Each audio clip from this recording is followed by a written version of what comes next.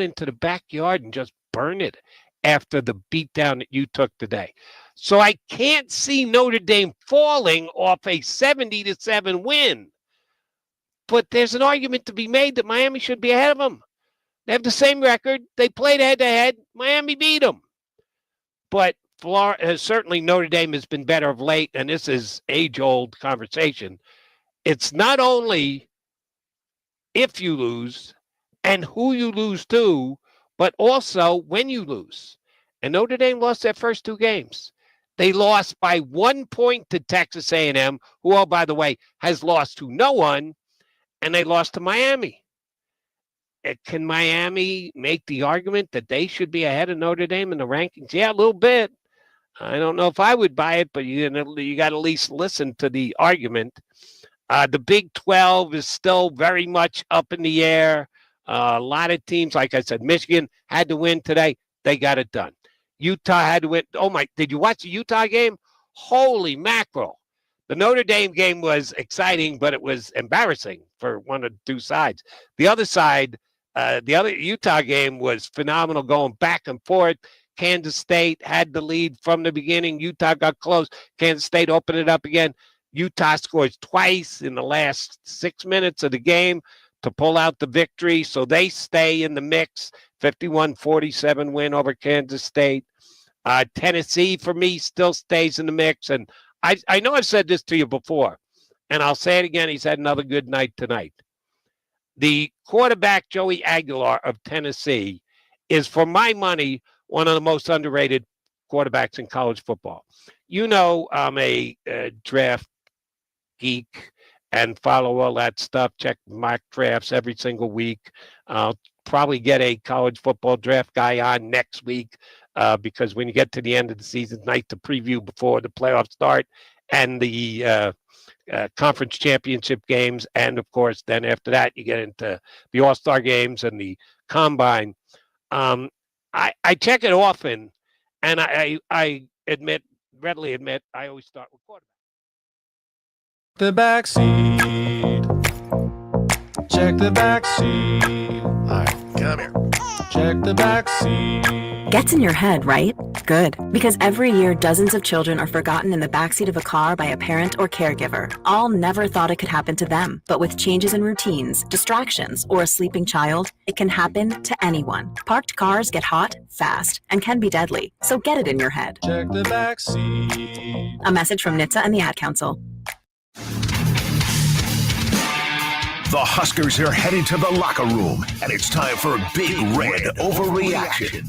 The live postgame show with all the info and opinions you can handle. Plus the most important voice of all, yours. Big Red Overreaction is presented by Equitable Bank. We take banking personally. And by No Name Nutrition. Live a better, healthier, more natural life. Get on the line now at 402-951-1620 and sound off on Big Red Overreaction. Live on 1620 The Zone and 1019 The K. Good evening, everyone, and welcome into Big Red Overreaction, brought to you by Equitable Bank. We take banking personally, and brought to you by No Name Nutrition. Live a better, healthier, more natural life. I'm Connor Happer alongside John Bishop this evening. Penn State beats Nebraska 37-10 this evening as the Nittany Lions physically dominate the Huskers really from start to finish, or I guess after the first set of drives this evening. Penn State goes for 412 on offense, 231 on the ground. They set multiple records, and all the talk is in Penn State country that they would like to hire their interim coach now. So maybe Nebraska got that to happen tonight. John, hello, good evening. Well, Connor, that was a good old-fashioned butt whooping, and they're really, like you said, after the first drive, it felt like this was going to be a long night. And unfortunately, a lot of the things that I foresaw happened, at least from a Penn State perspective. They missed some tackles, but they ran the ball very well. And meanwhile, you know, Nebraska could not do, and this was one of the biggest things I was worried about coming into tonight, was what's going to happen when TJ Lateef has to face second and long, third and long. He didn't have to do that against UCLA. It was a patty cake game against UCLA. It's a terrible defense. This was a much better defense. And unfortunately tonight, this is not going to be I don't want to make it sound like TJ played poorly. I don't think he did, but he faced the kind of duress you're supposed to face when you play in the Big Ten. Yep. What he saw against UCLA, again, patty cake. It was painfully easy. It was almost like stealing. But tonight you had to go out and earn it, and you had to be really inspired. And unfortunately, Nebraska just did not have enough tonight, and too many stupid mistakes. I mean, the turnovers weren't an issue, but stupid penalties. I mean, guys, the rules. You have to get set. If you stop, if you go in motion and then you stop, you have to come set before the ball is snapped. You also cannot snap the ball when the referee is standing between you and your quarterback. I don't care how much Matt Rule wants to spaz out about substitutions. Guess what? When you sub late, the defense gets a chance to sub too. So once again, there was a lot of, just dumb things that went wrong. But at the end of the day, Penn State's a better football team, and there was a reason why they were a, 7.5, 8.5 point favorite. Unfortunately, they covered by like 4 times that. Yeah, they did. Physically dominant, and Nebraska didn't do their part as well. Big Red Overreaction brought to you in part by Dingman's Collision Center Mechanical Repair, Prairie Flower Casino, Play Longer, Win More, and Peerless Energy Systems, your local compressed air systems experts. Give us a call on the Jason at Contracting Hotline tonight, 402-951-1620. Nebraska loses 37-10 to Penn State. We'll have Matt Rule's press conference coming up momentarily. But let's begin on the calls this evening. We'll hit lead off with Jose. Hey, Jose, you're on the show. What's up? Yeah, they did. Physically dominant, and Nebraska did. Jose, you got to turn your radio off. Unfortunately, we got to move on from that one. Yep. All right, here is Kenny now on the J Senate Contracting Hotline. Kenny, you with us? Hey, I want to give a shout out to my friends here in Gretna, Lincoln Place. My friend Nick just got out of jail. I want to say the play calling in that first drive, that run up the middle, I didn't understand that. I don't know why he didn't run the teeth out. But what bothers me most is the defense. And it's not the run defense that's bothering me. I mean, this zone defense, we had guys 20 yards open. I don't understand why we didn't go man-to-man, get people up in the box, and try to stop the run. You got any take on that or not? Yeah, Kenny, thanks for the call. Well, I think first and foremost at Penn State, Nebraska was out physical tonight, not only from like a body standpoint, but also I just thought they didn't have an edge to them this evening. And, multiple missed tackles and broken tackles, and those backs are good. There's no doubt about it. So it was a combination of Nebraska not holding up their end of the bargain and Penn State just being really good, I guess, at what they do in that part of it. They found themselves a little bit over these last couple of weeks. Yeah. I'm not trying to make any excuses for Nebraska. It was a bad showing for them, but it's easier said than done, especially for this group, as we've seen, John, to be able to just, line up and stop the run. Well, okay, let's not make it sound like Penn State was, humiliated, and over the course of that losing streak. I mean, yeah, losing to UCLA when they didn't have a win was pretty bad. Losing to Northwestern at home the following week was pretty bad, but it's not like they were getting run off the field. I mean, it was clear what was happening. That team had put so much emotional energy into the Oregon game that when it went against them, it one loss turned into 2. Which then turned into a firing, which then turned into a couple more losses. And pretty soon, the season's pretty much over. But, man, you got to give a lot of credit to the interim coach and to the organization there that Penn State has not quit. They have flat out not quit, and there's reason to quit. This was a team that had national championship designs. It was national championship or bust. And for them to continue the fight as they did, to go to Ohio State and fight as they did, to fight like they did against Indiana, and then last week to lay it on Michigan State, and then tonight probably put together their most complete game of the year. You tip your cap to Penn State. They certainly, they certainly have acquitted themselves as well as any 5 and 6 team with national championship aspirations can acquit themselves. It doesn't excuse the fact that they've gone into the tank and that they're barely hanging on for a bowl bid. But the fact that they hadn't quit and the fact that they came out and played the way they did, the offensive line, I mean, I made the comment on Twitter, it was like watching a puppy toy with a dead rabbit. That's what it was like all night for the Penn. That had to be one of the most fun games an offensive line could have ever played. Completely outmanned, completely outflanked, completely outclassed Nebraska's front. I mean, it wasn't even close. Yep, completely pushed them around, no doubt about it. I felt like Nebraska lost a lot of steam after their first drive, after they get stopped on a goal line stand. Which I don't disagree, by the way, Connor. I don't disagree with them going for it, right? You need touchdowns, and you're only like a yard away. I would have taken the 3, John. I think it was a points game. I would have taken the 3. So just so we can get that out of the way first. And that's fine. My problem was with the play call. We have seen it too many times this year where Nebraska has faced a 3rd and short or a 4th and short. And I know they converted one earlier on a great play design, right? I mean, they had the heavy side to the right. They ran back to the left. Emmett breaks a long run and gets them into the position in the first place. But my problem was with the play call. We've seen it too many times on short yardage situations where Nebraska bunches it up and thinks they can just outman a guy. And they get stuffed, or they barely make the first down. That's a spot where you got to spread them out. And if you want to run, but you've got to spread the field. You've got to make the defense think, oh, they might throw it here. Oh, what are we going to do? You can't just leave them load the box like that. And because there's been too many examples this year of Nebraska's short yardage. We talked about it on our show this week, Connor. Penn State, in goal line situations, is really good. Really good.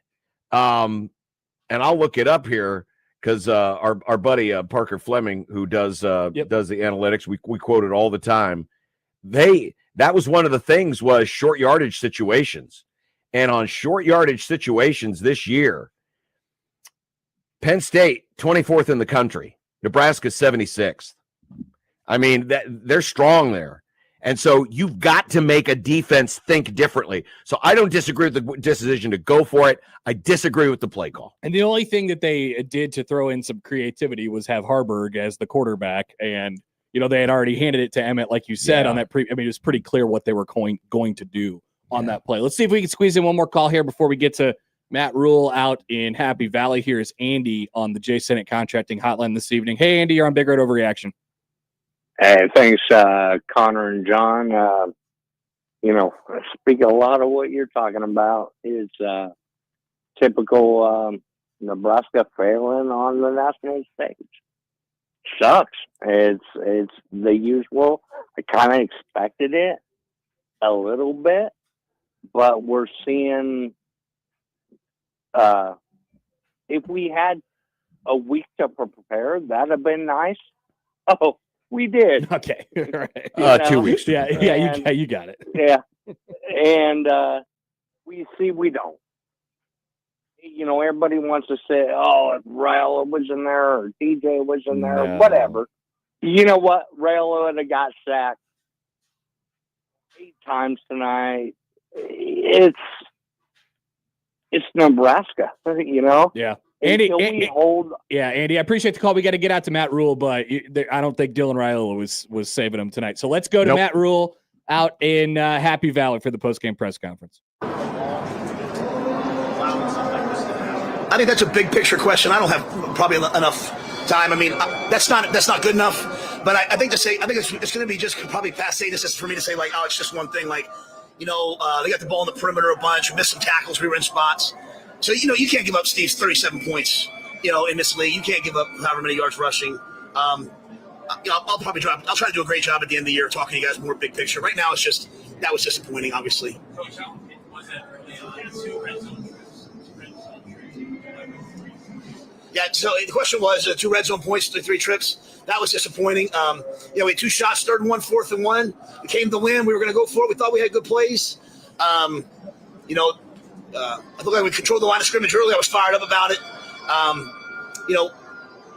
thought we look at the end of the day. We had 300 yards of offense, which isn't great, but we also weren't getting off the field great. Like At one point, we had 15 first downs. We had 13 first downs. So it wasn't like we couldn't do anything offensively. We just didn't come away with a lot of points. And then when you're down that much, you're having to go for it as opposed to, take points here and there. So that was a great plan early, but obviously it didn't come away with points. Sam, I'm sorry. Has been really good all year. It was not great today, but were they able to exploit your passing? I think they caught us. Guys, I'm sorry, guys. I can't hear a thing. Sorry. Just make sure I can answer your questions and be respectful. I think, honestly, Sam, this is one of the hardest things. There's a bell going off. We were having to commit guys to the run and big pressures, and they caught us in some zones. They caught us in a scramble. It wasn't like they were lining up and dropping back and, dialing us apart. It wasn't like they were beating us in man. And I'm not saying just any credit to them. But, John was bringing pressure, and they were just, they were picking up some of the pressures. We had them covered one time. Deshaun comes with it, gets the big sack. So we had a moment or two. But I think it's more a function of they controlled the line of scrimmage. And the one big pass was they threw the ball out on a perimeter screen. Two guys got blocked. Both those backs are really outstanding players. They've been All-American candidates since they were freshmen. Obviously, they put it all together today. We had to tackle and get off blocks better. We did not. What is the challenge of just throwing this game away now and moving on? Well, I think the biggest thing is if you watch that game, your quarterback, your freshman quarterback's out there. As I said to them at halftime, it's 3rd and 19 on the 1 yard line, 2 yard line. And I said, drop back and let it rip. An O-line that's taken a lot of heat this year, and deservedly so for sacks, pass protected some of the best pass rushers in the country. So in the midst of something like this, which I can promise you just for me, honestly, obviously coming home, this is about as miserable as it gets. They battled and fought and didn't quit. And the coaches didn't quit, And so that was awful to go through. Credit to them. But no one started pointing fingers. No one was yelling. No one was throwing helmets. There was none of that stuff. And so, TJ ran around, battled to the end. Jacory's out there trying to return punts at the end. I was not proud of the result, but I was proud of that. So we'll come back. We'll eat this one. We'll sit there and deal with it. I told them when we get on the plane, we're on to next week. We got no time to worry about what just happened, as bad as it was. Yeah, so Kenneth started feeling tight, hamstring on Wednesday. I think he was on the questionable list today. We brought him. He warmed up. He thought he could go, and then just it's a cold night. He said he could go, but Eck just said, you know what? I think Jacory can. Jacory gives us a better chance because I don't know that Kenneth is 100%. So I just actually, I think it was Wednesday. Yeah, just kind of like hey, I got tight and just hasn't been able to get going yet. Jacory did a great job, I thought, in the return game. Obviously disappointed we gave up the giveaway on the fake punt.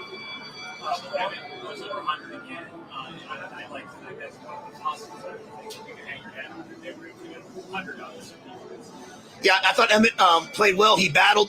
I think one of the biggest things were we weren't getting the runs that normally we've been getting like 5 or 6 the last couple of weeks. It was more 2 or 3. On the flip side, we were able to drop back and make some plays. Guys were getting open.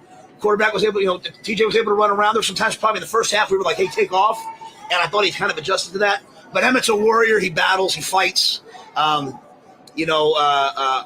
just can't say enough about him. He's had a great year, and that's why I said, and I'll probably get laughed at for it. But even in the midst of like that score, like I'm watching Pritchett out there play. I'm watching Turner play. I'm watching us handle the pass rush that they have, and I'm watching us protect it. I'm watching guys, scrap and fight. But yeah, Emmett continues to do it. And he'll have to do it on Friday. What do you think of the job Terry's done?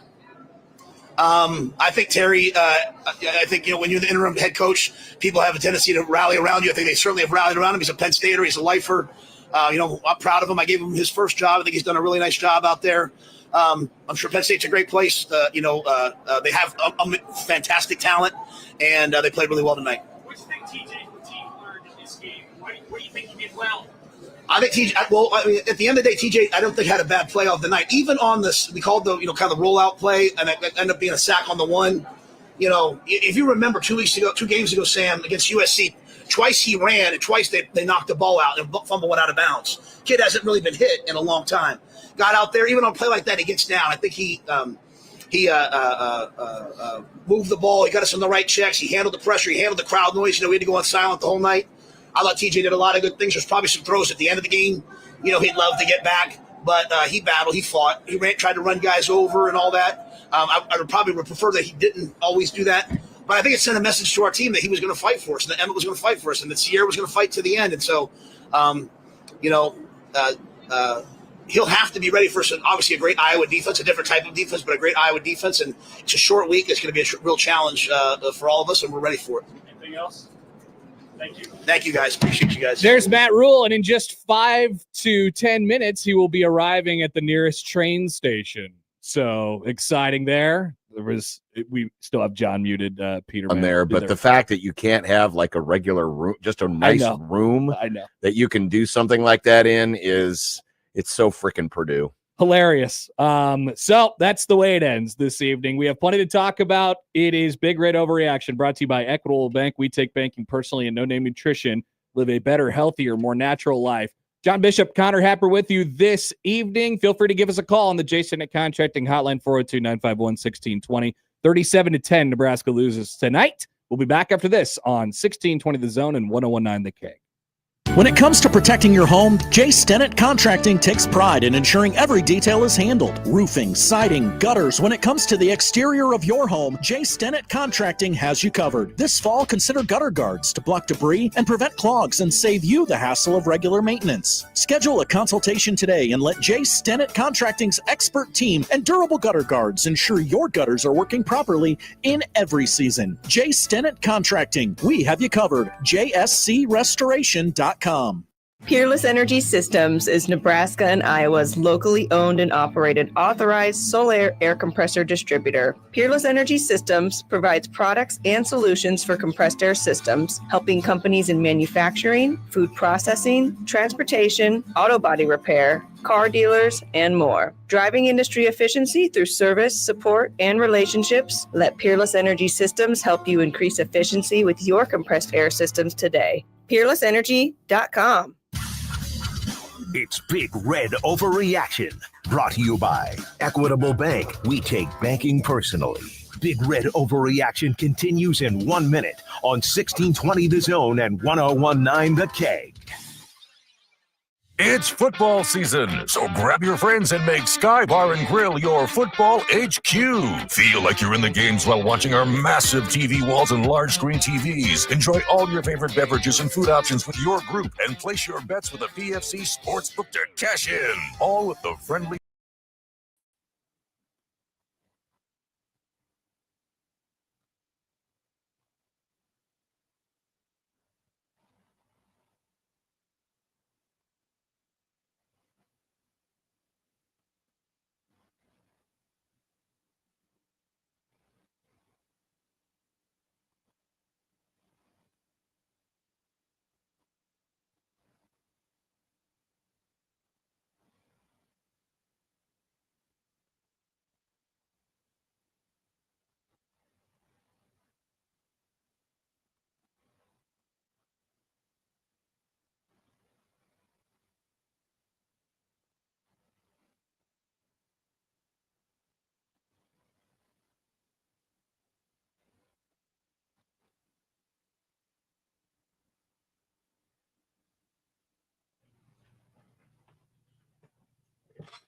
Welcome back. 37-10 is your final. Penn State beats Nebraska. Nebraska moves to 7-4 on the season, and just in a few short days, they will take on Iowa on Black Friday. Big Red Overreaction brought to you in part by Dingman's Collision Center, Mechanical Repair, Prairie Flower Casino, Play Longer, Win More, and Peerless Energy Systems, your local compressed air systems experts. To the J. Stennett Contracting Hotline we go. Here is the other Dave this evening. Hi, Dave. Go ahead.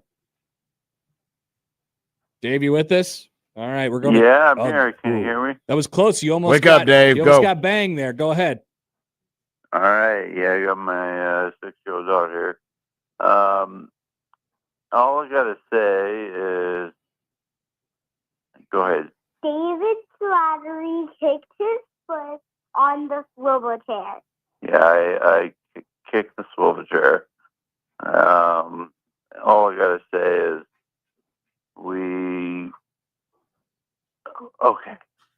Okay, thanks. And it's raining. Yeah, it's raining here in Phoenix, Arizona. All right. And Hey, I honey, lost my have mom put you to bed tonight, would you? Thanks, Dave. Bye. Have mom put you to bed tonight. I heard that Dave kicked the swivel chair, John. That's what I heard. Yeah. All right. Please, I hope, A, that there is a mother, and B, that she takes care of the kid. All right, here is Jim on the J. Stennett Contracting Hotline. Hi, Jim. Jim. Holy cow, the callers are as Yeah. good as the game was. Perfect. All right. Folks, we better pick it up or we're ending this thing early. We're on to Jacob. Good evening, Jacob. You're on Big Red Overreaction. Yes, hello. Thanks for taking my call. Love you guys. Shout out to the Back Deck family. My question is, what does it take for Nebraska to stop the run? Players or new coaching? I'll hang up to take your answer. Thank you, Jacob. A succinct call that we Thank appreciate. you. Thank the Lord. Dave, or excuse me, that's the call of the night. I mean, it takes better guys up front. Nebraska has been completely outclassed up front this year. We were sold a bill of goods in the offseason that this defense would get better as the season goes on in terms of stopping the run. It can't. They're outmatched on the edges. They're outmatched in the middle. This is a team that gives up yards in outside zone. It gives up yards in between the tackles. It's a bad run defense, quite frankly. And, it's going to take better players. So Matt Rule comes out talking about, we got the money. Well, I know a couple of spots you need to work on, and that's get some run stoppers. You got to get some run stoppers in this league, or you're going to get bulldozed over like you did tonight. Here's my thing. I think they knew, and I think they have a pretty good idea, or at least should have understood that it's a weakness of this team. I mean, look at it statistically and look at how it plays out during a game. And then we've heard it a couple times over the last several weeks, John, including this week. I believe it was John Butler who said, it's kind of low-hanging fruit to say that we don't stop the run, meaning like this is like a narrative that's driven by somebody else that isn't like, that's what I took from it. I'm like, all right, cool, great. I'm excited for you to show up and stop the run today. It did not happen. Nebraska, I don't think has the players to be able to do it, especially with the scheme. I thought they'd be more explosive on defense this year to try and, figure that out, but they can't get pass rushers to the quarterback either. So I think the pass rush was terrible tonight as well. Even not that Gruckemeyer, passed it a lot. He was 11 of 12. So, I mean, it's not like this is the second week in a row. I mean, what this was like watching old school Nebraska, where they just bludgeon you and bludgeon you and bludgeon you with the run, and then they'd go play action, and guys would be running open down the field. This was the worst Nebraska's secondary has looked all year, and a lot of it is because they could not stop the run. And so they had to commit to commit more guys to the box. It made it more difficult, to cover, to match patterns down the field. And I'm not saying the secondary is absolved of this, but this is how you do it. You bludgeon teams, and you bludgeon teams with the run. 39 carries, 234 yards, 31 yards, 5.9 yards a carry. The top two guys average over 6 tonight.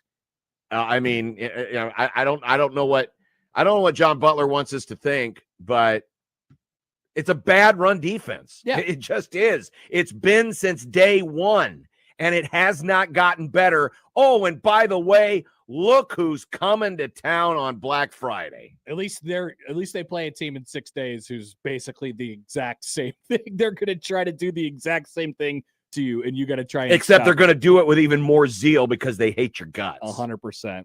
Big Red Overreaction brought to you by Equitable Bank. We take banking personally, and by No Name Nutrition. Live a better, healthier, more natural life. Back to the Jay Stennett Contracting Hotline we go. Here is Anthony. Anthony, you're on Big Red Overreaction. Good evening. Hey, this is Anthony. We've been season ticket holders since 1961. This is freaking embarrassing, dude. I can't even believe we just gave Matt Rule a 7-year contract, and he's got beat by interim coaches, got abused. What the fuck? I mean, these guys are horrible. Come on, man. Well, here we go. Thought we were. Man, I tell you what, Connor, this is a break for us. You got to get up early in the morning. This could be the shortest one of all time if we don't get better callers. Folks, I mean, okay. Look, man, we get it. You want to be drunk, fine. That's fine. But come on. Also, this doesn't have to be like, this doesn't have to be a super duper referendum situation. I think it's pretty simple. Nebraska's got to get better up front, in the trenches, both offensively and defensively, to give themselves a chance in this league. Now, we'll see if they're able to do that in the offseason with all the money that they're able to spend and whatever, things like that. But it doesn't have to be like, oh, we need better coaches and everything is, everything isn't working that's going on right now.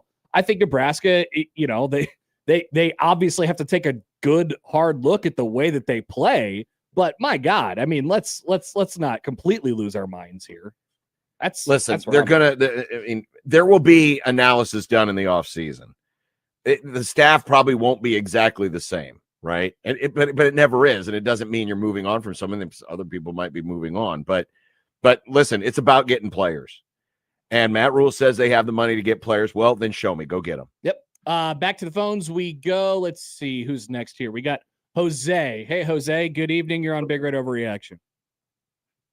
Yeah. Hey, thanks. Can you hear me? Yeah, we got you. Go ahead.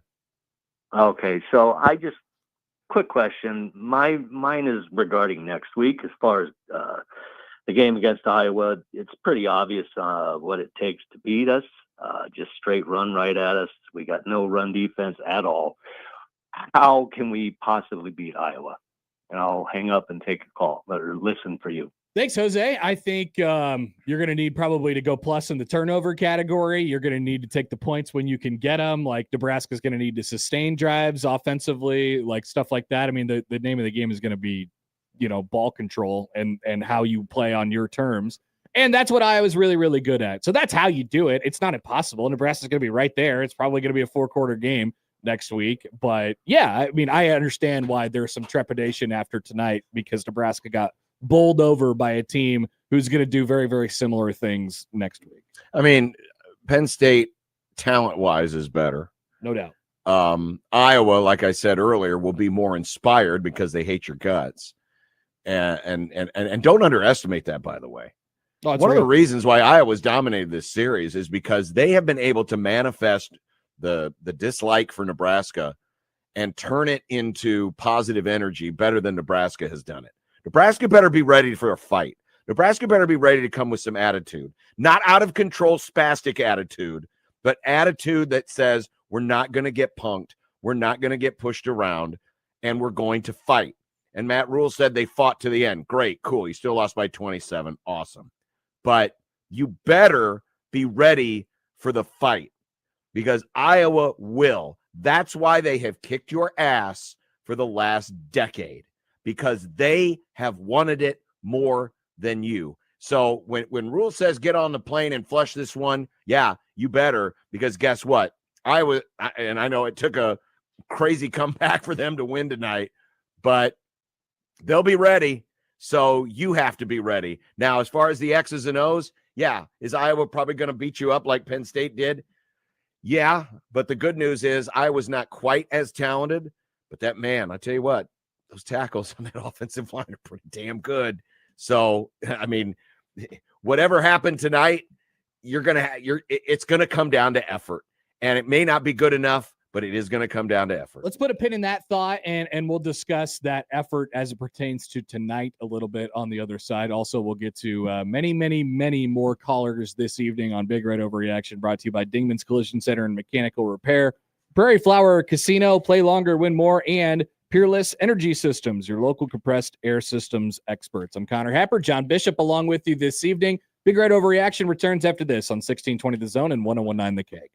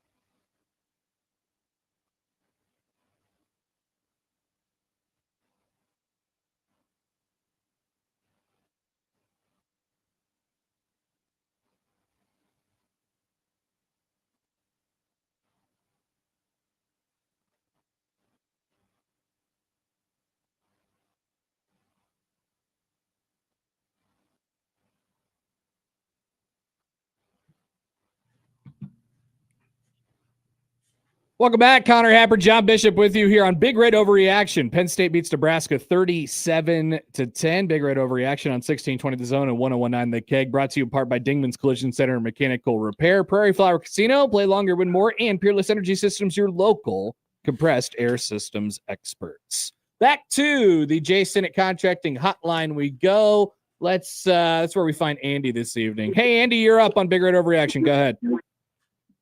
Sorry I got cut off earlier, but, K-State is paying $4 million for a point guard. Why can't we pay $4 million for an offensive line? All right. And I'll quit. Thanks for the call, Andy. Okay. Is K-State paying $4 million for I have point no guard? idea. That doesn't I have seem no right. idea. Nobody has any idea. They may have overpaid, John, if they're they paying may $4 have. million for a point guard. Yeah, they still got beat by Nebraska. Congratulations. Yeah, I don't know. Listen, Matt Rule has said we have the money, so this will be the most fascinating offseason in term, especially the first 2 months of it, that I think we'll ever see, because of course December is going to be all about who you're going to be able to keep, who's going to enter the transfer portal, what's going to happen with the quarterback situation. In January, it's going to be all about those visits and all about, whether or not Matt Rule is actually telling us, the truth, that they've got the money to spend. And so now we're going to go out and spend it. It's going to be a lot of turnover this year. I have a feeling a lot of turnover. I was a huge game for the momentum of this thing and how it feels. Yeah, I think Nebraska, it is, because think about, Connor, the difference between 8-4 and 7-5 feels enormous. It's huge in year 3. And I feel like Nebraska's a program, and it was a little bit on display tonight. I thought, I just think Nebraska is a program right now that needs a little bit of juice. It looks like at times it's sort of like, all right, we're going to go out there and do our jobs and be in the right spot and all that stuff. But Penn State played with that hard edge tonight, and I didn't see it from Nebraska. And how you get it is you have to stack wins on top of wins, whether it be on the season. Obviously, you have one more chance to do that in the regular season and then a bowl game, and then in the transfer portal by the players that you get as well. And Nebraska's a little, I don't know. They just lack that edge to them right now. At least they did tonight. Let's go back to the phones. Let's go Russell all the way down here on the J. Stinnett Contracting Hotline. Hey, Russell. Yeah. Hey, guys. Long-time listener, first-time caller. So in all reality, I have 2 questions. The first one really boils down to what I've been hearing you guys say for a long time, that, oh, we need guys. Oh, Rule needs to go in the portal. We went in the portal last year. Elijah Pritchett stinks. What are we doing? I think it's a development problem. And that really leads into my second question, which, when we hired Mike Riley, was that truly the death of the Nebraska football program? Thanks for the call, Russell. Hope you have a good evening. I mean, to his first point, yeah, Nebraska's whiffed getting 2 high-priced offensive linemen in back-to-back years. That can't keep happening. You had Mazuka, who ended up being a failure, and while Pritchett's been starting and certainly isn't as bad now as he was before, he's not playing at the level of what I believe that they are paying him. They've got to do a better job of talent evaluation. And the problem is you don't have a small window to do it, right? You got a very small window to do it, with the transfer portal being what it is. So this whole speed dating thing, they have to be better at identifying some of those guys and being able to realize that, okay, if this guy's got a shortcoming, can we shore it up? And I think offensive line is going to get a long, hard look, which includes Uncle Don. I think it's going to get a long, hard look. He's the most tenured guy on this staff. And I think the offensive line has been very hit or miss this year. Running the ball, they've been good. But how much of that has been Emmett? And pass protection, we know, has been an issue. So they have to do a better job of evaluating in the portal. And then they got to do a better job of whatever weaknesses those guys have, of either mitigating them, hiding them, or trying their damnedest to correct them, or a combination of all of the above. And that's a hard thing to do when you're in the speed dating world of the portal. I'll say this. It's not, I mean, we like to look at it in just a player to player, like a very transactional thing. You put this player in there. Why can't we go get that guy? You know, there's a reason why Nebraska just historically like has passed up on a variety of different recruits or whatever it might be. And they end up at Iowa, and then they go to Iowa and they turn themselves into stars or something like that. And they end up being great offensive linemen. Those guys know exactly what they're doing. They go into a program, they go into an identity, and it's taught and it's learned over years and years and years. And I'm not saying you have to give this years and years and years, but what I am saying is Nebraska needs a little bit of an identity. And I don't care if you have a backup quarterback, and I don't care, like this is something that just carries. No matter where you are playing, no matter who you are playing against, you have to kind of know what you're going to get out of a team on a given night. And this is 2 games this year now, John, where I just felt like Nebraska just kind of didn't have the teeth, you know? No. And that's a real shame. And they got blown their doors off in both of those games. And they should have known what was coming. And that is a part of what I'm talking about. I agree. And I should say, for the record, they did hit on Spindler. Yeah, Kudos to that. They did hit on Spindler, but they're going to have to do a better job, especially if they're going to lean on pocket passers, which I don't know if they're going to. Quite honestly, I think TJ Lateef will be the starter next year, or at least that's going to be the presumption going into next year. But whatever it is they do, they need to build around that and make that their identity and lean into that. And no more mismatching, skill sets with the wrong scheme or all. No, you've got to decide. That's going to be one of the first things they're going to have to do in December, or as soon as the Iowa game is over, is identify what is it we want to be. And then we identify to that, and we lean into that, and we recruit, and we go to the portal for whatever we need to do that, and then make that, whatever that is, your MO moving forward. You got it. I think you're completely right. Let's go back to the phone. A couple more calls here before we take a break. Here is Alex on the J State Contracting Hotline tonight. Hey, Alex, you're on Big Red Overreaction. Go ahead. Alex. Hey, guys. Am I on? Yep, you're on. You're on. Oh, shit. Hey. Alex, if you say bad words, you can't continue. If Alex calls back, he gets the boot. Peter, get him out of here. Get him out of here. All right. Back to the phones. Here is Scott on the J State Contracting Hotline. Hey, Scott, good evening. You're on Big Red Overreaction literally right now. Yes, you're on the air. Gentlemen, thanks for taking my call. Sure. First of all, let me start by saying I hope I'm not as drunk as the first guy, and then I'll do my best not to swear, but I've got plenty of those in me too. Oh my goodness. The worst effort by the defensive backfield. I have never seen more 15-yard cushions in a slotted zone. The quarterback goes 91.7%. Our defensive line gets pushed down the field every time they wanted 4 yards. Our defensive line was 5-6 yards down the field. We definitely need help at tackle. And then what is our offensive coaches doing? Emmett Johnson had 10 carries in the first quarter, and we give him 5 in the second. I know the game wants to get away from you, but it wasn't early in the second quarter, and we abandoned them. I just think we have got the most discombobulated team I've ever seen, and I don't know. I agree with you. The Iowa game comes down to heart and desire. I don't know that Nebraska is going to come out flat for that one, but I've seen them flat twice this year, and they got absolutely boat raced twice.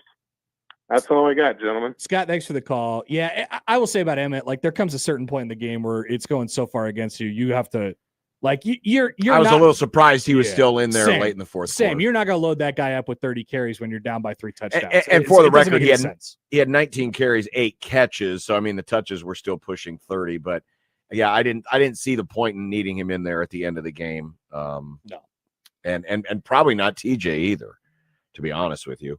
When you're down 27, and it's just like, cut bait and run.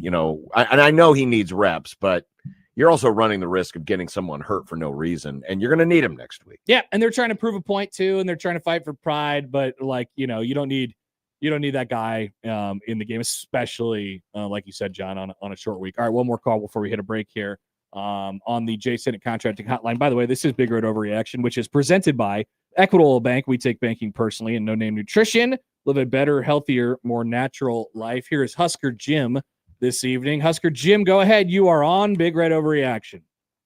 Yeah, thanks for taking my call. I have two questions I'd like to get your thoughts on quick. Sure. First, when Nebraska comes out with their off-season propaganda, will they change the motto from chasing three to passing on three? That's all they've done this year. And second, do you think Coach Rule was Sandusky during his time with the Nittany Lions? All right. Jeez. What are we doing? What are we doing? By the way, TJ Lateef, 21 of 37 tonight. 37 pass attempts. 187 yards. That is a robust. I guess they do yards per completion, which is stupid. No one gives a crap about that. 187 divided by 37 is 5 yards per pass attempt. Yeah. A complete reversal from last week when it was 13 yards per pass attempt. And the reason for that, again, was I was curious, Connor, what they were going to do when they had backs against the wall. Right. What were they going to do when it was second and long or third and long? They didn't face their first, third, and more than 5 until the fourth quarter when it was 28-7. I mean, you want to talk about front runner. They were playing from in front the whole game against UCLA. You weren't going to get that tonight. Tonight was where the rubber was going to meet the road. Unfortunately, Nebraska did convert half of their third downs, but 9 of 18. They were also 1 of 6 on fourth. Yeah, and we can talk about Lateef too as we go out there at the show, and I'm sure we'll have some callers on that as well. Sure. But also the bottom line of the night is, because I'm thinking, all right, take the points at the beginning of the game, and what happens, like you said, John, when you're off schedule and you let TJ make some plays, it probably wouldn't have mattered enough because the defense was Swiss cheese, tonight, right? So ultimately, it's hard to sort of get a read on exactly what that may have looked like. I thought TJ was fine. For the record, he wasn't horrible. Yeah, but he looked like a freshman quarterback against a experienced, talented defense. Yeah, and it's going to be difficult. It's going to be more difficult. All right. And this was his first real game of the season. Big Red Overreaction brought to you in part by Dingman's Collision Center, Mechanical Repair, Prairie Flower Casino. Play longer, win more. Peerless Energy Systems, your local compressed air systems experts. I'm Connor Happer. That's John Bishop. We are here for a while longer on Big Red Overreaction, and we're back after this on 1620 The Zone and 1019 The Cake.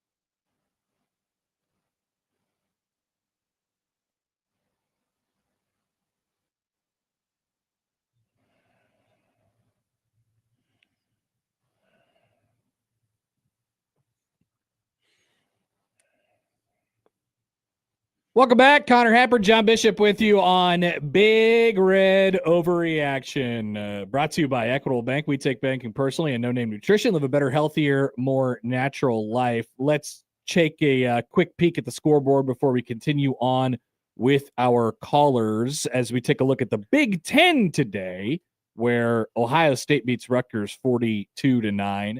Oregon beats USC 42-27. Michigan beats Maryland 45-20. Wisconsin just wrapped up a nice win at home against Illinois 27-10. Northwestern gets a missed field goal at the Horn at Wrigley against Minnesota and wins 38-35. Congrats on bowl eligibility. And Iowa storms back in the fourth quarter in a game that I've seen thousands, millions of times, and beats Michigan State in regulation 20-17. Unreal. I mean, Michigan State was dominating that game, and all of a sudden it just turned on a dime. You know, the fact that they got the stop and then they got in position for the field goal was so typical of Iowa. But wow, just incredible that, you know, Iowa was able to pull yet another game out of the fire. And that's what Iowa does. I mean, it's going to be close. They're not going to blow anybody out, you know, but God, Michigan State for 0-8. I feel for them. I've seen that game. I've seen that game. I mean, they were in it against Nebraska. They were winning that game against Nebraska. You know, this one, obviously, just incredible that they're 0-8 this year. And how about Wisconsin? Yep. They tell Luke Fickell, we're bringing you back, and he's won 2 of his 4 games this year. After that, they've looked good for like the entire last month. Yeah. So yeah, they've been able to put. Thank it together. God Nebraska's not playing them. Jeez, yeah, it'd be a bad time to get them. Nationally, a couple scores of note. This was like SEC crap week, but we did have Oklahoma taking down Missouri 17-6. That's a great defense. God, they're good. Very, very good defense. And also, Pitt wraps up a win against Georgia Tech. And Pitt, I believe, still controls their own destiny for the ACC title game. I believe you're right. But Amazing. Incredible that they, you know, Narduzzi said last week, you know, we could lose by 100. It doesn't matter. It's about next week. Yeah, well, they showed up and knocked Georgia Tech probably out of the ACC race. Man, whoever, and I don't know. I mean, Miami won today, but Miami needs a ton of help. Yes. I mean, Miami's the best team in the ACC, and yet the ACC is going to come down to what? Pitt and Virginia. I think I was going to Virginia. say, I believe there's an SMU scenario as well. Yeah. I don't know all the scenarios, but this does kind of open the door for a Danny Kaelin ACC title game. Oh, dear God. Thank you, Peter.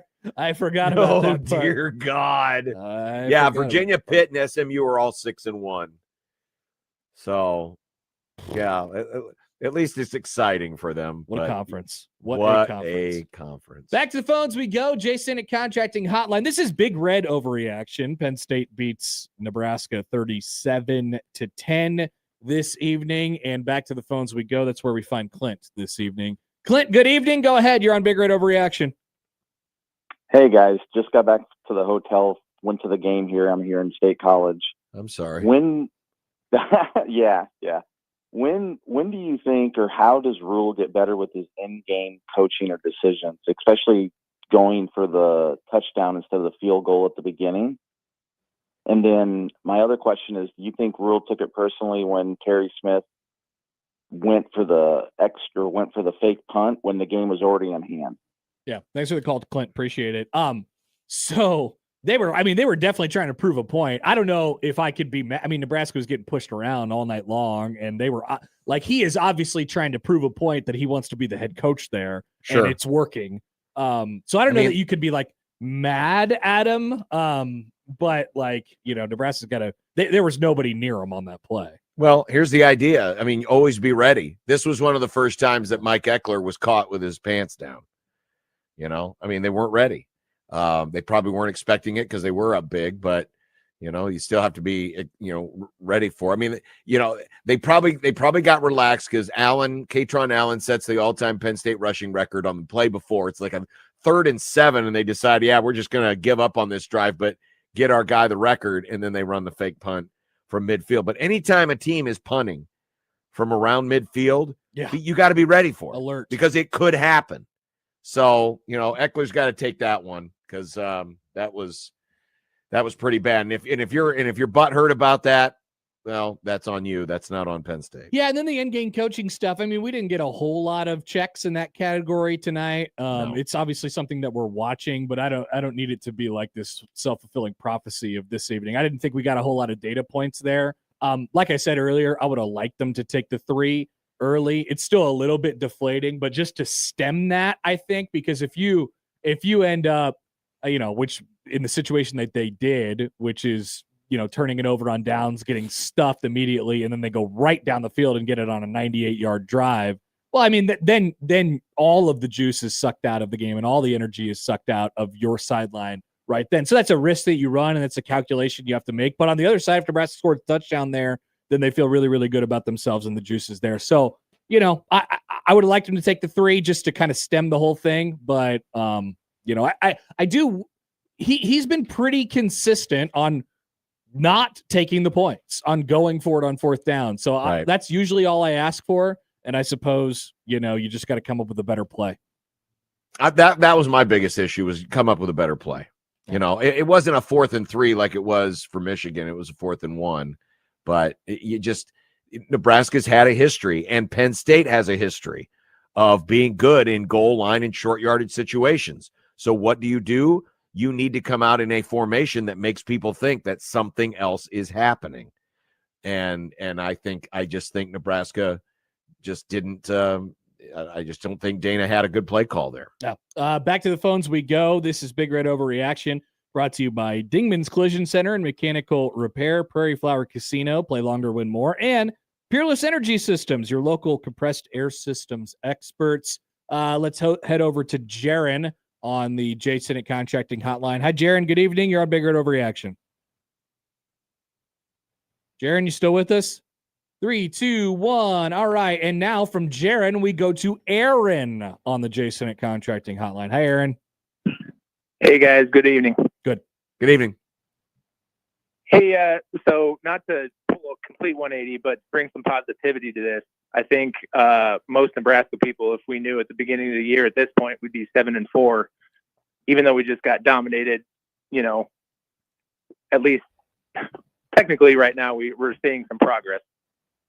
Yeah, I don't know, Aaron. What happens if they lose next week and they're 7-5? Is that progress? Well, I don't know the future, so I don't want to go over that yet.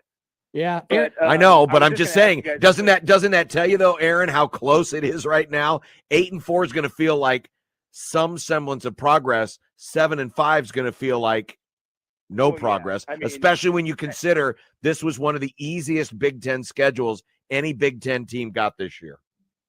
That's true. And then if you think going into bowl season we're 7-5, and then going into that bowl game, then technically we could end this year the same we were last year. But correct. Like I said, trying to be a positive boy. Sure. Well, thank you, Aaron. I appreciate it. I was going to ask you guys also a question here. Is there a position group from the beginning of the year to now that you guys have seen maybe a marked improvement so far?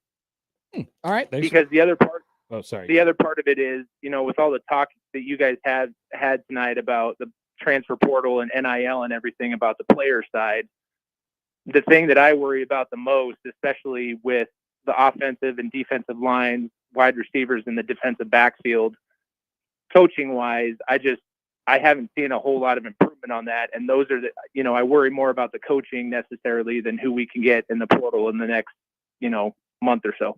Yeah. Aaron, I would say this, obviously Emmett. I mean, no one expected Emmett. Well, I don't want to say no one, but I think Emmett is having a better season than a lot of people expected, myself included. You're playing two freshmen in Jones and Guthrie in the secondary, and I think they've acquitted themselves very well. As far as other places, I mean, the interior of the offense, the guard to guard and the offensive line, I think has been good. this year. Wide receiver now, play? It's also been well, it's funny you say that because little of this, the wide receiver production has come way down in the last 4 games. We had a graph on it yesterday. Now tonight, Barney, how about this? Barney came in to today's game. His last 4 games, he had 55 receiving yards. In his last 4 games total, he had 55 receiving yards. Guess how many receiving yards he had tonight? 55 receiving yards. 55. So at least they got him going. Key had a respectable game, 4 for 48. Hunter only had the 1 catch.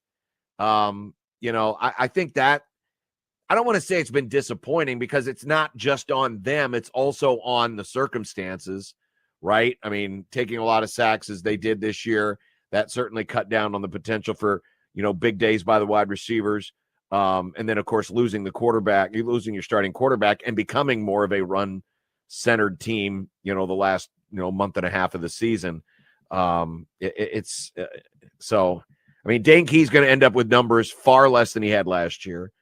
Hunter's numbers will be decent, and it's going to feel like Nebraska missed opportunities with Barney. I still think there are opportunities for him in this offense where he can be more of a threat. It just does not feel like for his skill set, he is enough of a threat in this offense. Yeah, a lot of the times, even during the game, and I think it happened once tonight, you'll hear the broadcasters say, because they have the view of the whole field, you'll hear him say, "Oh man, he just missed Barney down the field," and then sometimes they'll show like him just running, with his arms kind of open downfield, and it'll happen once or twice a game. I would imagine that's kind of at every, that happens from time to time. You just kind of miss guys. But yes, you're right. I think they've left obviously plenty of meat on the bone with him. And then back to the caller's first point about is this progress or whatever?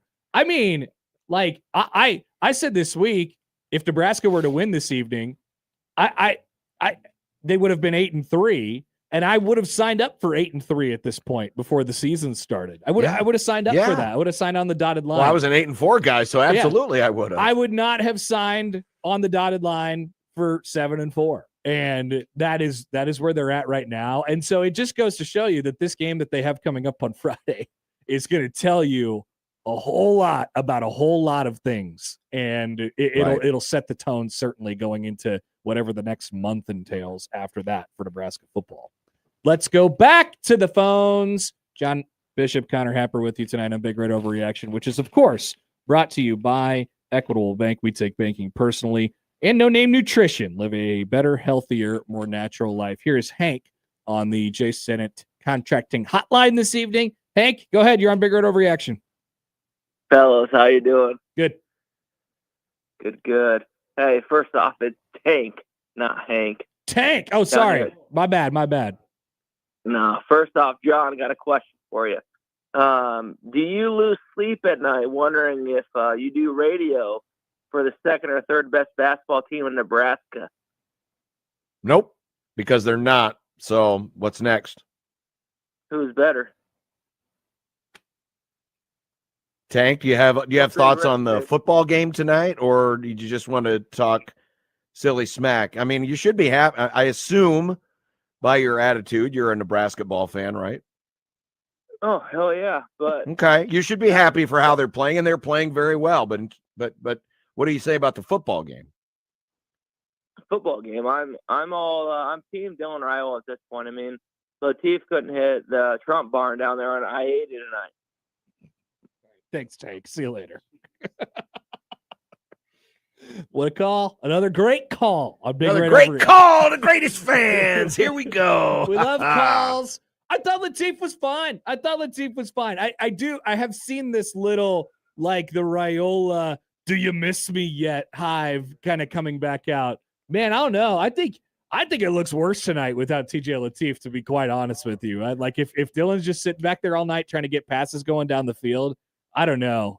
Nebraska's probably in the same position that they're in. The question's going to come down to what do you want to be? 100%, John. That's where it's going to come down to. Yeah, you can look at the fact that, you've got a lot invested in Dylan. He could be a pro prospect, depending on how next year goes. But it's going to be about who you want to be in terms of an offense. Do you want a little bit more mobility? Do you want a little bit more freedom in play calling?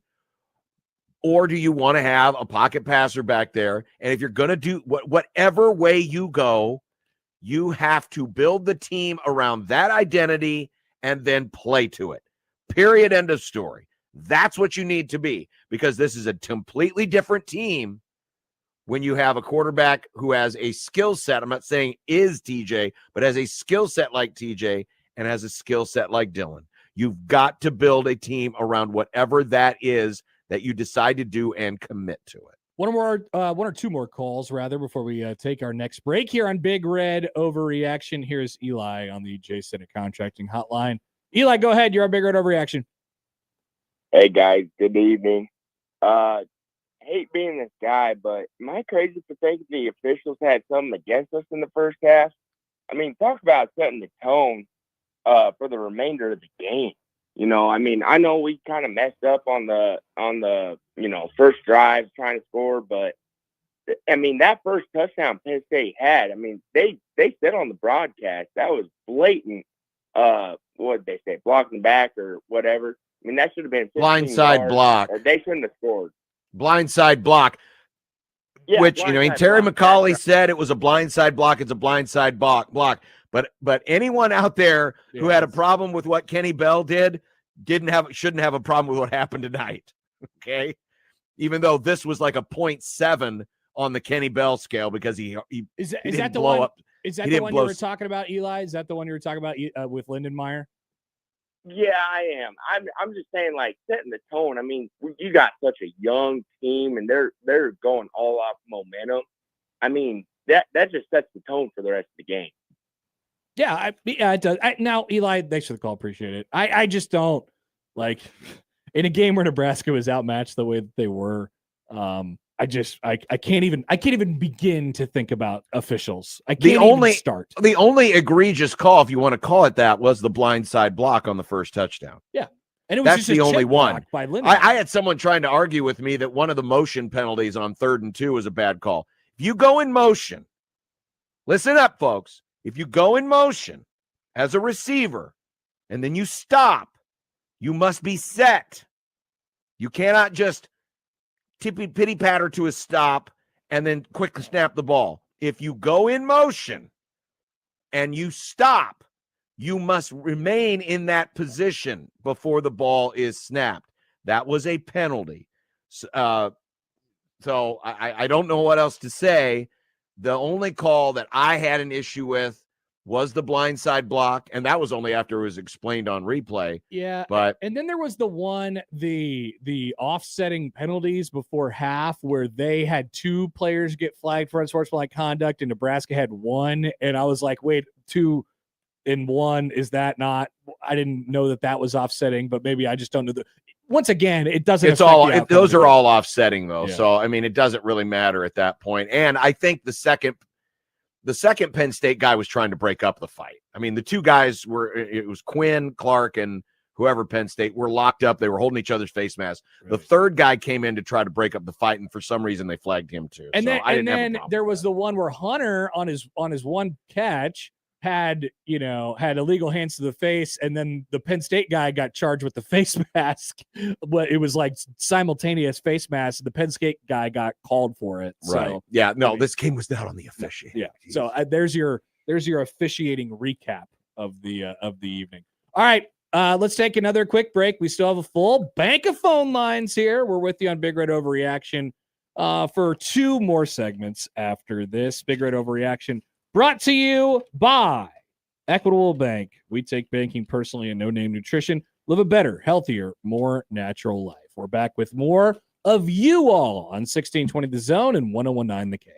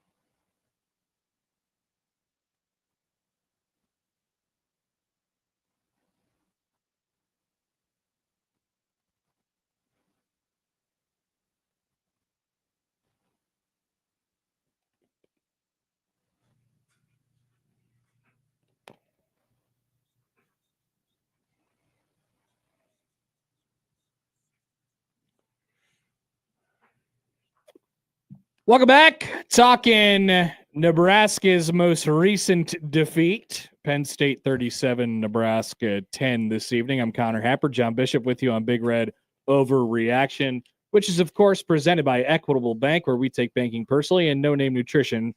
Live a better, natural, healthier, all of that stuff. You could make your life better with No Name Nutrition. That's what I'm talking about this evening. All right, here we go. John, you got something? I was just going to mention real quick on the scoreboard, BYU is about to beat Cincinnati. They're up, it looks like, I think that's 26-14. Just a few seconds left in that one. Arizona State's up 35-17 on Colorado. And I think Washington just took a 10-0 lead on UCLA. If you're interested in any late night Big Ten ball out in the Rose Bowl. And Max Verstappen is leading the Las Vegas Grand Prix. I'm going to have to deal with all these people in just a few short hours. Well, I don't know how many of the people you're going to have to deal with, but it's just all the stuff on the zombies and all the places you can't walk on the strip because it's all awesome. It's all barricaded and it looks so sad and awesome. Abandoned. I'm excited. I'm very excited for that. We're all excited. I looked at the forecast. It's gonna be sunny and in the 60s. So that beautiful. All right. Can't complain there. It's gonna be pretty nice here this week, right? How are we looking weather-wise for Black Friday? That's a good question. Let me pull up the radar range. I got I got 43 in cloud for Lincoln on Friday. That sounds like Big Ten football to me. Just get some precip in there, and then we're really cooking with gas. Well, we don't need that. I'm just saying. With slight chance of rain and snow.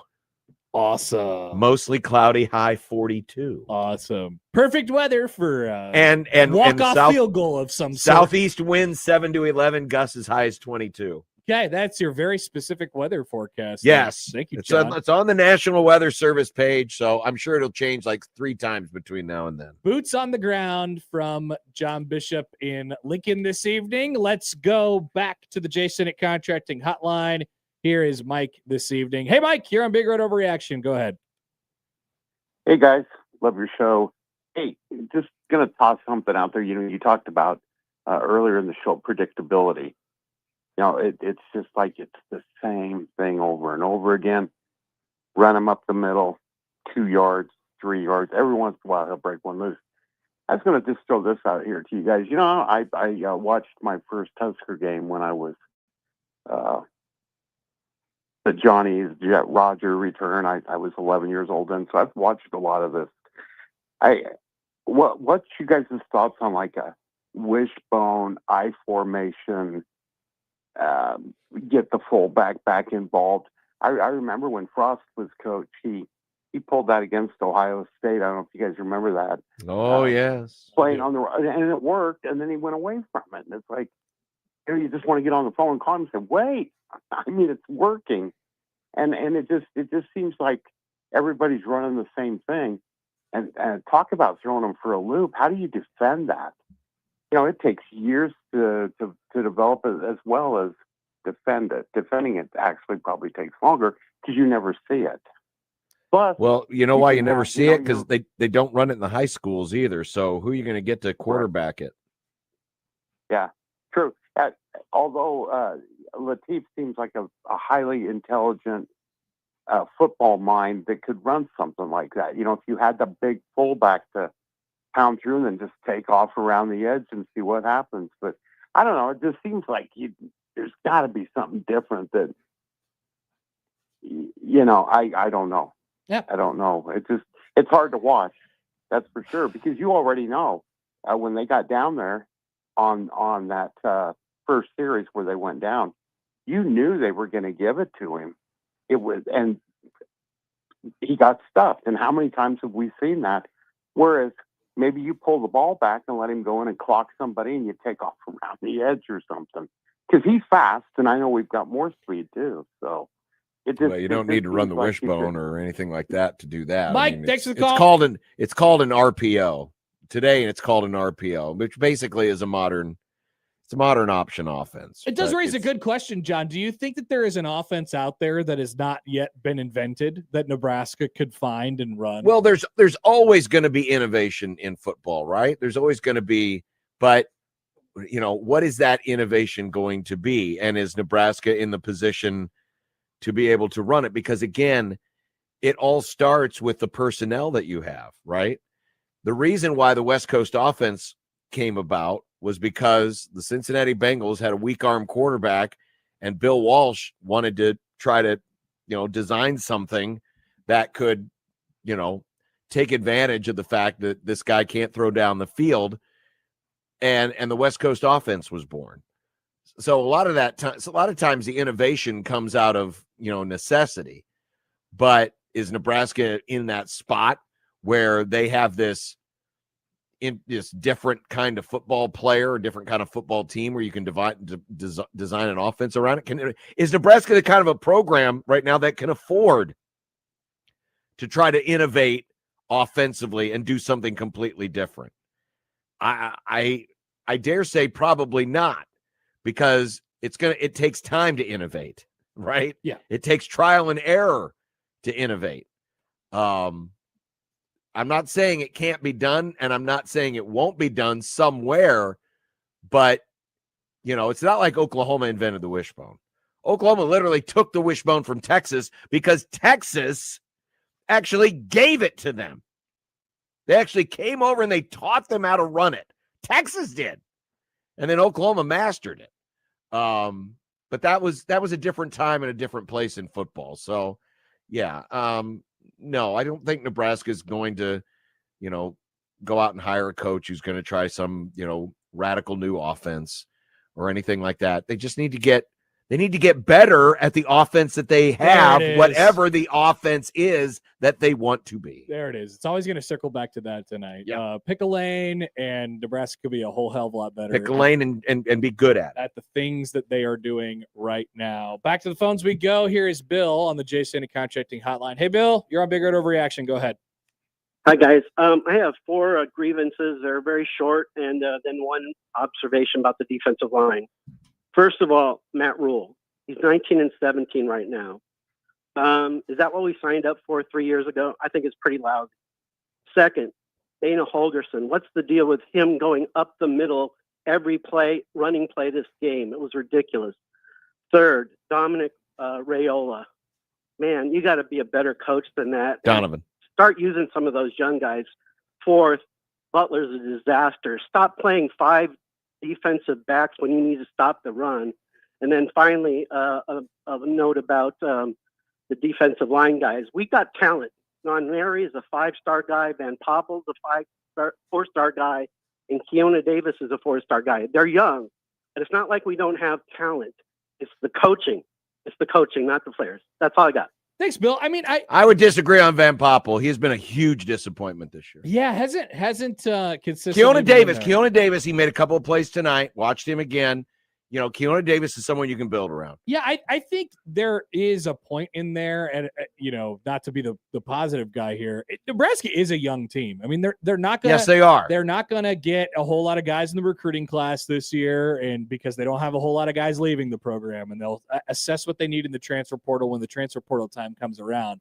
But you do, as far as players are concerned, you do have a nucleus to build around, so long as they stay.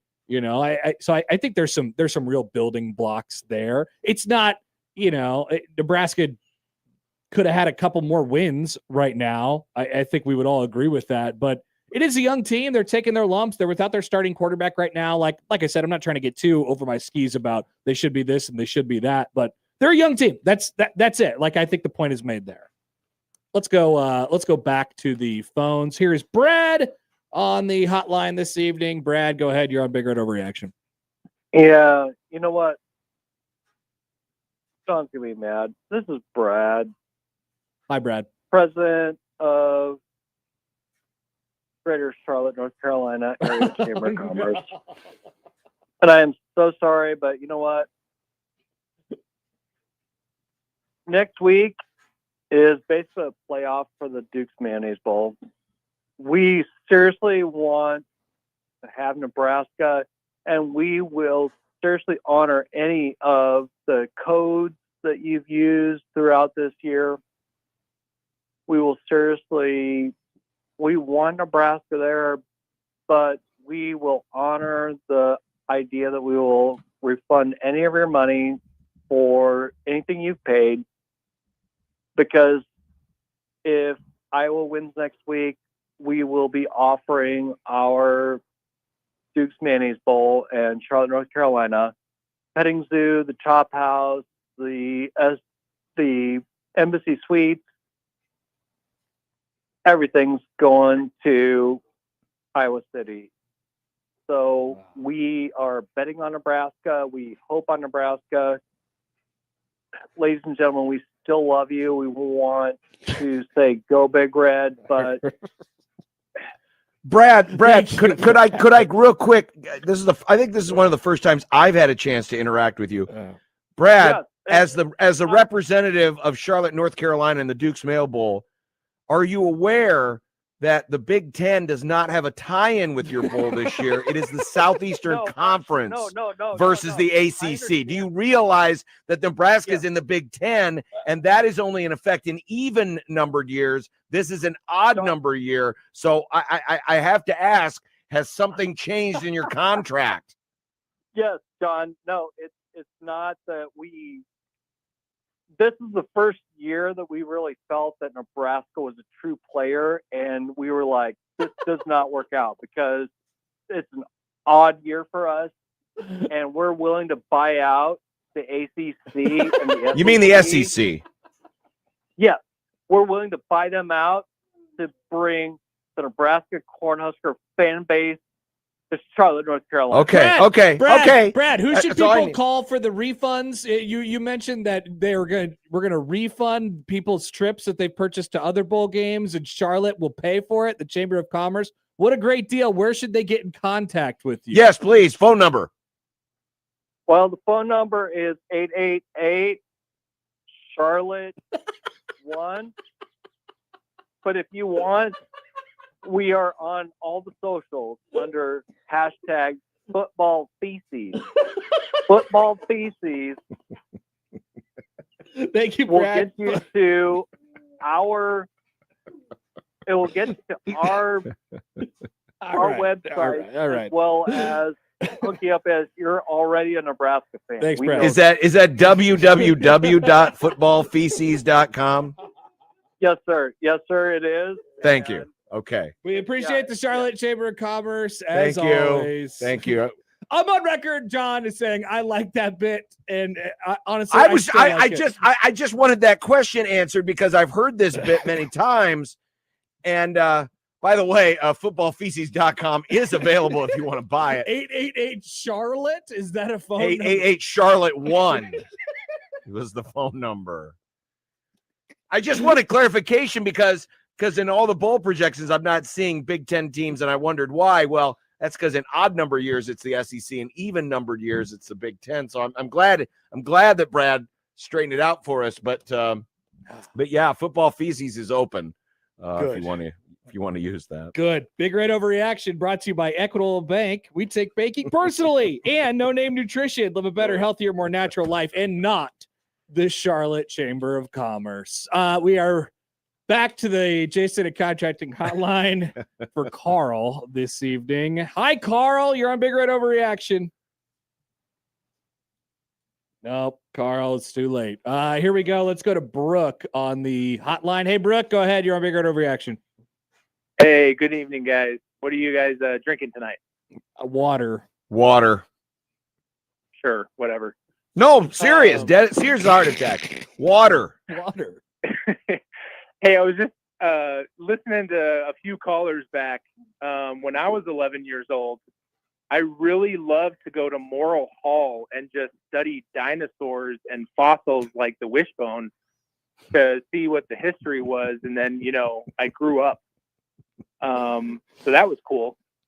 Number two, Connor, you kind of touched on it, but the broadcast was talking about Barney and like how many plays Nebraska almost had with him And with like Thursday Night Football and Prime Vision, you guys are in the, media. Do you know of anything like channels or broadcasts offering like the all 22 view on games like tonight?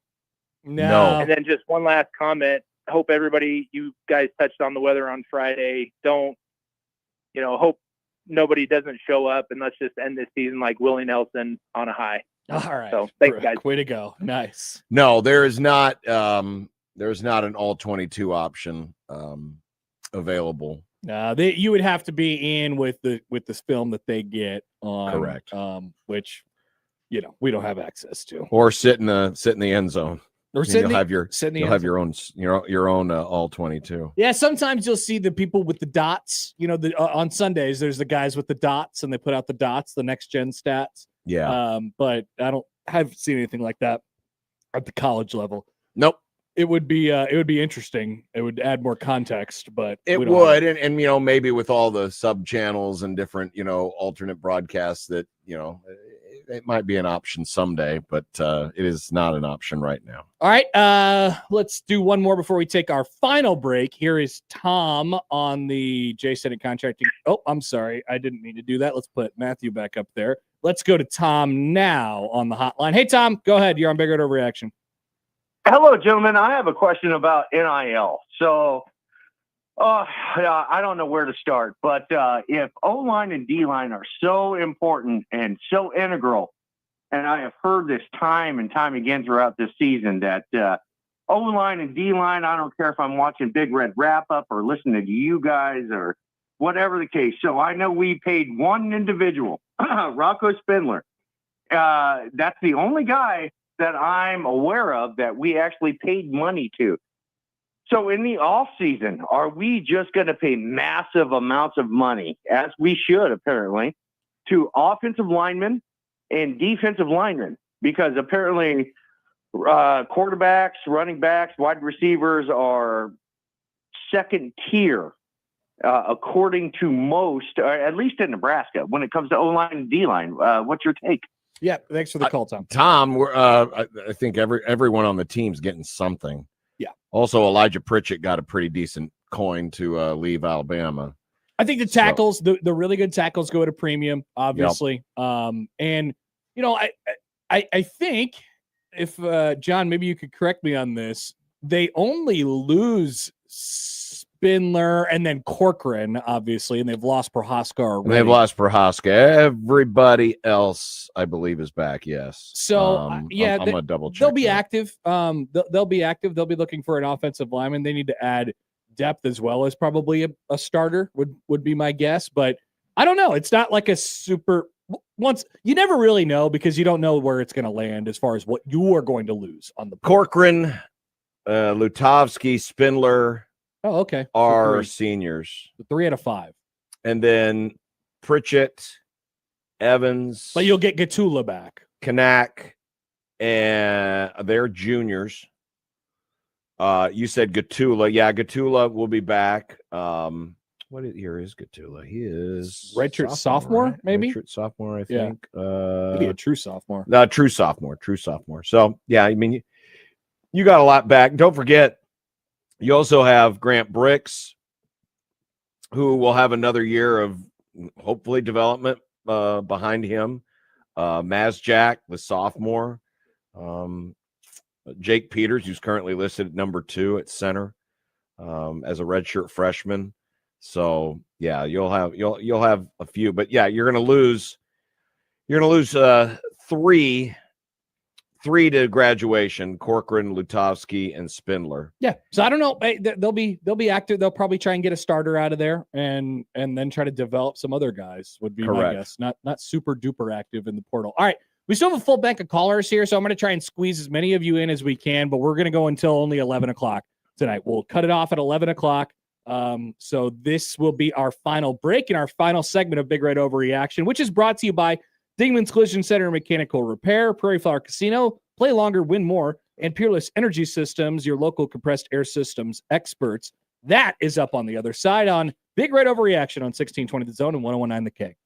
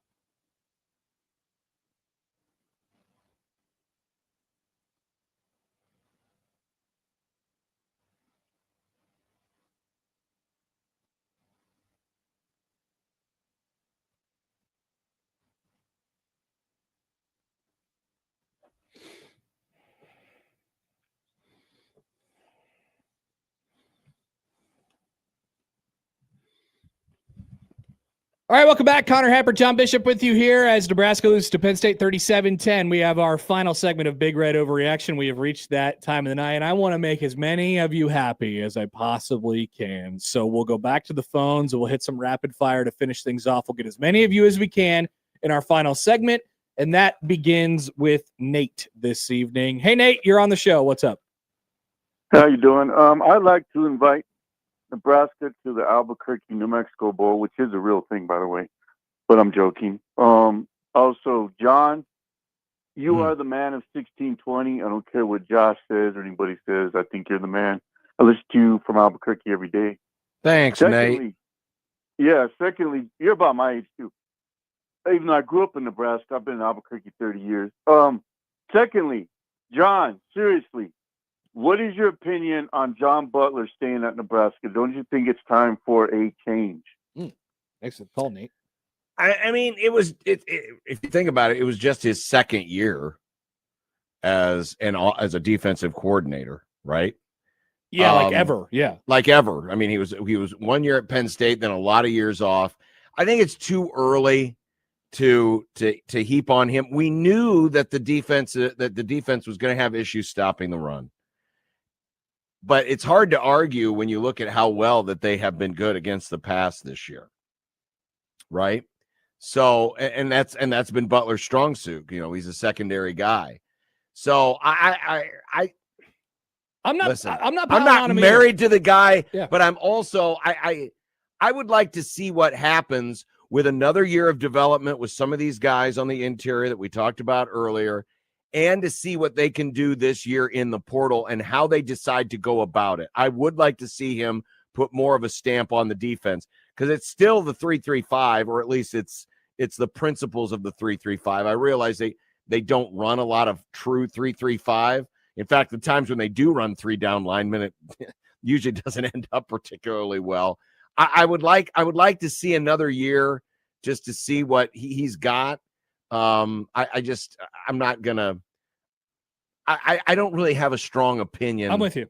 Against him. Yeah, I'm not ready to run or really for him, but I don't really have a strong opinion against him right now. Back to the phones we go. Here is Jason on the Jason at Contracting Hotline. Hey, Jason, go ahead. You're on the show.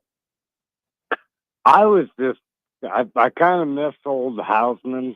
Watching him play for Michigan kind of hurts me. But at the same time, I kind of want to go back to Husker Gym and wonder why we've got Sandusky so hard in the last. All right, Jason. We're not making those jokes. Why has that happened twice we tonight? are not making those jokes. I couldn't remember what Husker Jim said, and then I was like, oh yeah, he was I the didn't guy. care. Great, awesome, fantastic. Let's go to Matthew. Yeah, we're ending this show with a bang tonight, I guess. Here is guess we might as well end it like we started it. Matthew on the Jason at Contracting Hotline. Matthew, you're on Big Red Overreaction. Hey guys, I got 2 questions for you. First one, why do we think that we don't use the tight ends as effectively as we should? That's been a question for like 15 years. I don't know. It really has. So Austin Allen was so productive, but we haven't done anything with him since, like at the tight end room. Yeah, I mean, they took the shot to Lindenmeyer in the end zone, and he got a hand on it tonight. But Lindenmeyer's generally had a good year, but no catches for any tight ends tonight. Carter Nelson had 1. Oh, yes, Carter Nelson had 1. Carter Nelson had 1 for 8 yards. But yeah, the tight ends are always underutilized in this offense. Yeah, it's frustrating. And then I ate at Room 40 in Lincoln tonight. Have you guys ever had Room 40? Don't say anything, John. Don't say anything. He's doing something. Don't say anything. I don't know what you're talking about, Matthew. I don't know what you're talking about. Room 40. Nope, I don't know what you're talking about, Matthew. Thanks for the call. Appreciate it. He's trying to get you to ask about Room 40, and then he was going to say something about. Okay, good. I'm glad I didn't say anything. I'll tell you later. Kurt Signetti is our next caller on the show. Good evening, Kurt Signetti. Hey, Nebraska losers. This is Kurt Signetti, head coach of the real Big Red of the Big Ten, University of Indiana football, where we develop our players. And as you know, can I say effing? No. Stop. What? I can't say that. No, well, I guess you can. You can say farging. Try. No, don't even say that. Just like, try and censor yourself a little bit more. You're too close to the line. You know the F word that I use when I say that I win. I won't say that again. Okay. Watching Penn State dog walk your glorified JV football team tonight, I almost felt just a little bad for the Huskers. Once the mighty Big Red, now the pathetic little pink of the Big Ten Conference. No, I didn't feel bad at all. I was busy watching video replay as my unstoppable team and our 3-star quarterback defeated Penn State 27-24. See, that's how you win. But seriously, remember 1983? Bit of a history lesson. Way back before Nebraska became a volleyball and, women's water polo school. In 1983, Nebraska blew out Penn State in the kickoff classic. Score was 44-6. And here in 2025, you lose to a 4-6 Penn State team, their head coach about to be fired. It is nothing but a tragedy. In fact, here at the University of Indiana, the English department is removing Shakespeare from the syllabus. It's now called Husker Football 2001 to 2025 because for 25 years, Nebraska football is a Shakespearean tragedy. And you think politics make uncomfortable family Thanksgiving dinners? Imagine the Raiola family. Uncle Donovan having to explain how his terrible offensive line coaching led to the broken leg of nephew quarterback Dylan Raiola and just might have derailed any pathway to the NFL. That's a tragedy in and of itself. Well, that's all for me, Husker football losers. Just about to call Minnesota head coach PJ Fleck. We have to decide which of your underdeveloped players just might be worth targeting to have on our scout teams, either Minnesota or Indiana. Indiana University, the real Big Red of the Big Ten. Why will your players want to come to your own punchline? So close. What? Thank you. Sorry, I missed the last part from Kurt Signetti, but what a great voice he has. It sounds like some sort of it's a fantastic voice. You should be getting in radio. All right, we got one more caller, and we have to make it God! We have to make it fast, too, Jaden. So the ball is in your court. Jaden, you are our final caller on Big Red Overreaction tonight. Hey, boys. How's it going? Great.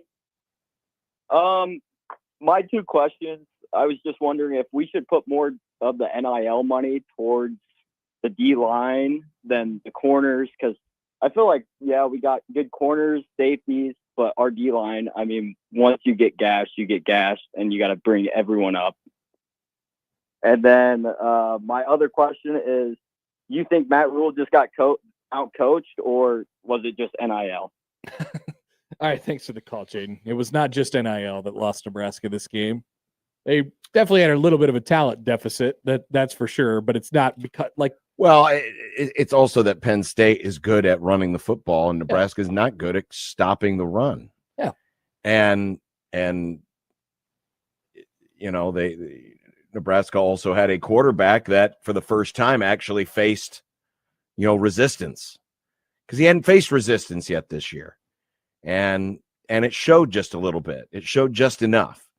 So this was a recipe for disaster, thanks to the fact that Katron Allen was very motivated tonight.